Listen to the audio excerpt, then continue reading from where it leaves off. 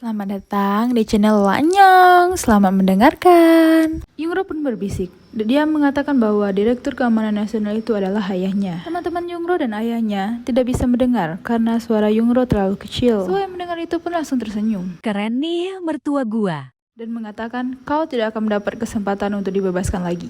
Suho memutuskan hanya 9 sandera yang akan dibebaskan. Tapi Yungro malah meminta satu lagi untuk penggantinya. Tapi Suho tidak mau. Kau pikir kau siapa? Bagiku kau hanya perisai manusia. Suhu jahat. Yungro pun disuruh berdiri dekat jendela. Suho memanggil direktur asrama. Dia menanyakan, putri direktur keamanan nasional tinggal di asrama. Itu pasti mengganggumu. Aku dengar dia adalah salah satu orang terkuat di selatan. Nyonya Pi pun menjawab, apa Yungro memberitahumu? Dia bahkan diam saja saat diusir dari sini. Itu adalah hukuman karena menyembunyikanmu. Tapi keberaniannya malah membahayakan semua orang di asrama. Bayangkan bagaimana perasaan Yungro saat ini. Tail yang mendengar itu dari luar langsung kaget. Apa? Putrimu menyembunyikan mata-mata? Nyonya Pi izin ke toilet sebentar. Tapi di saat dia ingin mengeluarkan telepon, tapi tidak sempat digunakan karena Joe sudah menggedor pintu. Hana meminta kepada Suho untuk mengobati gangmu terlebih dahulu.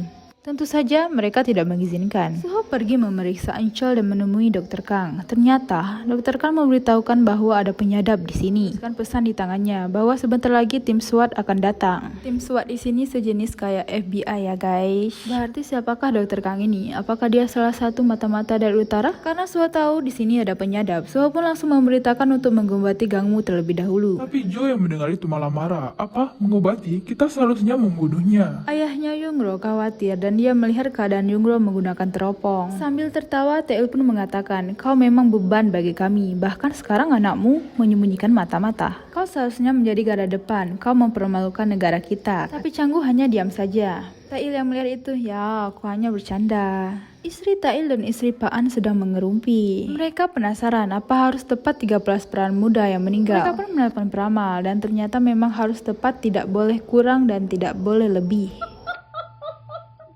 Suho datang menemui Gangmu dan menanyakan orang seperti apakah Direktur Canggu itu. Gangmu pun menjawab, apa? Kau mau aku menjelaskan tentang bosku kepada mata-mata? Aku menyandra puluhan siswa, tapi dia sudah menipuku 2 kali. Seluruh gedung sudah aku pasangi bom. Jika dia menipuku lagi, aku akan menekan tombol ini dan kita semua akan mati. Dia pun tidak akan bisa menemukan jasad putrinya. Awas ya, tidak boleh pacaran sama anak saya.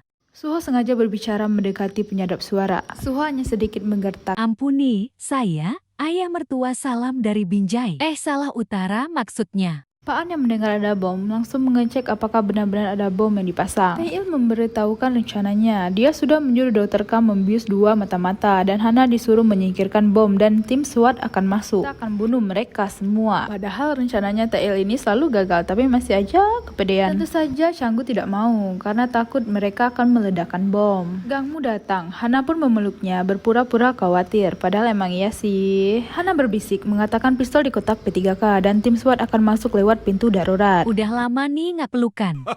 Para 9 sandera pun dibebaskan dan dibantu oleh Hana. Nyonya Hong istrinya Canggu datang dengan membawakan bekal. Tapi di saat mereka sedang makan, ada laporan masuk. Ada berita terbaru di TV bahwa berita yang pertama yang disarankan Tail untuk mengatakan Profesor Han membelot ke utara terbongkar itu adalah kebohongan. Ternyata ada bukti rekaman bahwa utara mencoba menculik Profesor Han dan diduga pemerintah ada di belakangnya. Tail yang mendengar itu pun langsung memuntahkan makanannya dan melampiaskan itu ke Paan.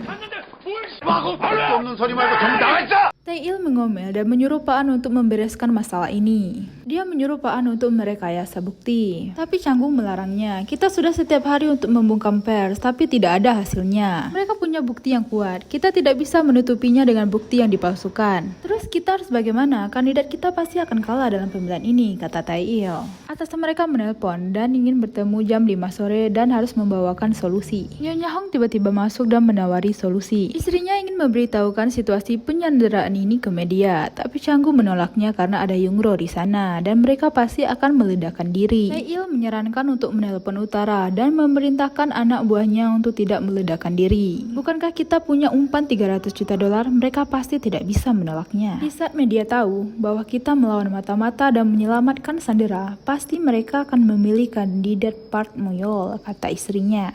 Changgu memutuskan untuk menelpon si kakek dan Taeil menarik tim SWAT. Sedangkan Nyonya Pim mengambil telepon yang disimpannya dan diletakkannya di vas bunga. Di sisi lain, Gangmu yang sedang diobati meminta pistol ke Dr. Kang, tapi tidak bisa karena Jo terus mengawasi. Sedangkan si playgirl Haeryong tiba-tiba mengingat bahwa dia punya jadwal kencan buta besok dengan Antonio. Padahal di sampingnya ada Byung-tae dan Gwang-tae. Sehun mengatakan pada Jeomin bahwa hubungan Haeryong dengan Gwang-tae sudah berakhir dan mulai berkencan dengan Antonio dan belajar bahasa Itali. Terus selama ini Byung-tae nggak dianggap dong, padahal udah ngasih cincin loh.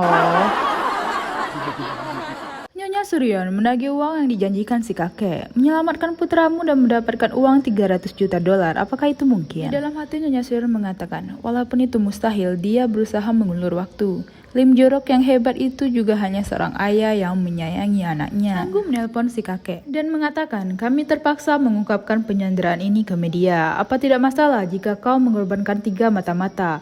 Kau akan mendapatkan 300 juta dolar. Si kakek pun menjawab, apa? Hanya 3 mata-mata? Kembalikan agen kami tanpa terluka. Dan jika tidak, kita akan berperang. Calon mertua saling berdebat nih. Si kakek menyuruh Yeonhwa mengirimkan pesan, mereka harus kembali hidup-hidup. Setelah si kakek pergi, Nyonya Suryeon menelpon Changgu bahwa sekarang harus bernegosiasi dengannya. Nyonya Suryeon mengatakan, mati demi partai itu terhormat bagi agen kami, jadi bunuh mereka.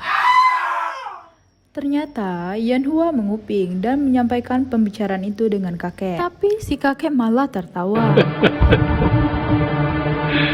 Apakah si kakek sengaja untuk berpura-pura menyayangi anaknya, Suho? Tapi dengan tujuannya dia rela merelakan anaknya sendiri. Dr. Kang memberitahu Jo, bisakah kau singkirkan senapanmu? Kau tidak tahu tentang konvensi Jenewa? Bahwa selama perang tidak boleh menyerang staf medis atau rumah sakit musuhmu. Tapi Jo malah menanyakan, kenapa Eunchol belum bangun-bangun? Dr. Kang memberitahu bahwa sebelum operasi dia harus disuntik penenang terlebih dahulu. Saat Dr. Kang ingin membereskan alat medisnya, Jo menghentikannya dan mengecek tas tersebut. Dia menemukan ada rongga dan ternyata di dalamnya ada pistol. Dan Jo langsung memukul Dr. Kang dengan senapannya. Taeil yang mendengar itu langsung panik. Dia mendengar suara teriakan Dr. Kang. Suho pun tiba-tiba datang dengan membawa radio. Dia mendengar lagu dengan volume yang sangat besar. Sehingga tim penyadap di luar tidak bisa mendengar. Taeil pun mengamuk, kenapa ada suara musik di sini?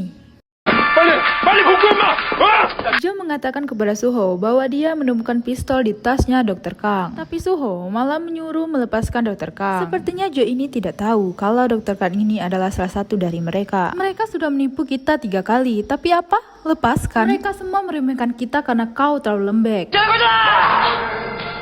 Jo pun membawa Dr. Kang ke depan jendela dan menyodorkan senapannya. Jo memecahkan kaca agar tim yang di luar sana melihatnya.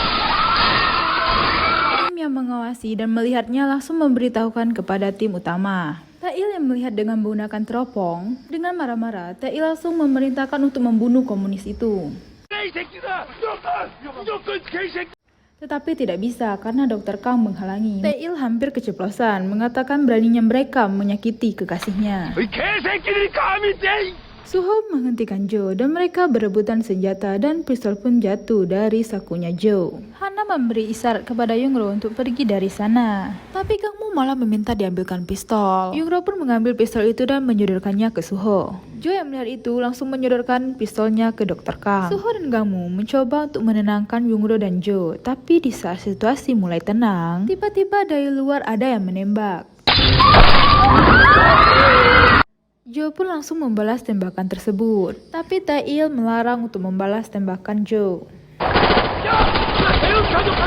Yungro ingin menembak Jo, tapi Suho langsung melepaskan pistol itu dari tangannya Yungro. Pistol itu pun diambil oleh Dr. Kang. Suho yang terjatuh pun memeluk Yungro. Dan pesawat kertas dari kantong Suho pun terjatuh. Ternyata itu adalah pesawat kertas Yungro waktu itu.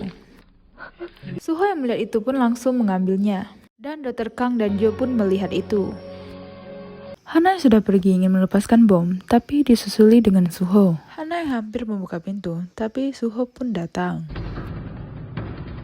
Hana memberitahu bahwa di belakang pintu ini ada tim SWAT. Suho mengancam Hana, jika kau ingin menyelamatkan Gangmu, hentikan tim SWAT sekarang. Di saat Hana keluar dan menyuruh tim SWAT masuk, dan ternyata...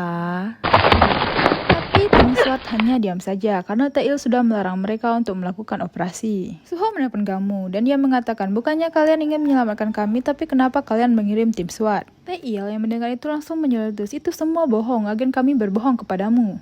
Keluarkan Dr. Kang sekarang juga, brengsek. 텐트에 앉아서 안기부 요원이 사살 Karena yang mendengar bahwa semua itu adalah kebohongan, bagaimana bisa nyawa Sandera dipertaruhkan? Canggu menyarankan agar Suho mendengarkan instruksi dari utara, tapi Suho tidak mau. Ada perjanjian apa antara utara dan selatan? Tapi Canggu tidak menjawabnya. Karena Canggu sudah beberapa kali menipu Suho, jadi Suho memutuskan untuk membunuh beberapa Sandera. Telepon pun dimatikan. Jo menanyakan ke Suho, apa benar kau akan membunuh mereka? Itu saja, menurutmu siapa yang lebih dulu? Kata Suho. Jo pun menjawab, bagaimana jika orang yang telah menyebut kita komunis brengsek? Jadi maksudmu kita harus membunuh Yungro terlebih dahulu? Baiklah, bunuh dia, kata Suho. 죽여. Canggu dan yang lainnya mendengar dari penyadap pun langsung panik. Suho pun langsung mencabut alat penyadap tersebut. Suho memberitahu Jo bahwa Yungro adalah putri Direktur Keamanan Nasional. Jadi dia adalah penyelamat kita. Sementara di luar semuanya panik karena semua penyadap terputus.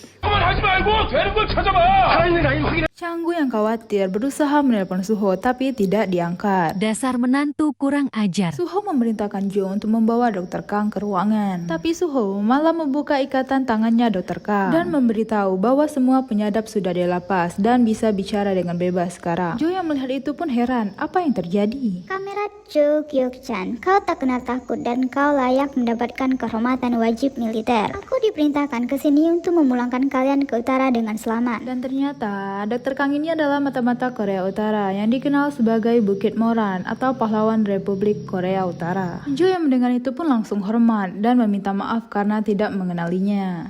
Mengatakan bahwa dia sengaja memprovokasi Jo agar menipu yang lain. Mereka pun memeriksa instruksi bersama dan ternyata benar, mereka menyuruh tidak membunuh Sandera dan akan memulangkan ke utara. Tapi Suho mengatakan, instruksi terakhir kami hampir mati. Semenjak kapan kau mempertanyakan instruksi? Kegagalan Profesor Han adalah salahmu dan sekarang misi terbaru adalah kembali hidup-hidup, kata Dr. Kang. Nyonya Pi menyarankan untuk memberi Sandera makan dan Suho pun menyetujuinya. Yungro pun disuruh berdiri untuk memberitahukan kepada ayahnya bahwa Yungro masih hidup.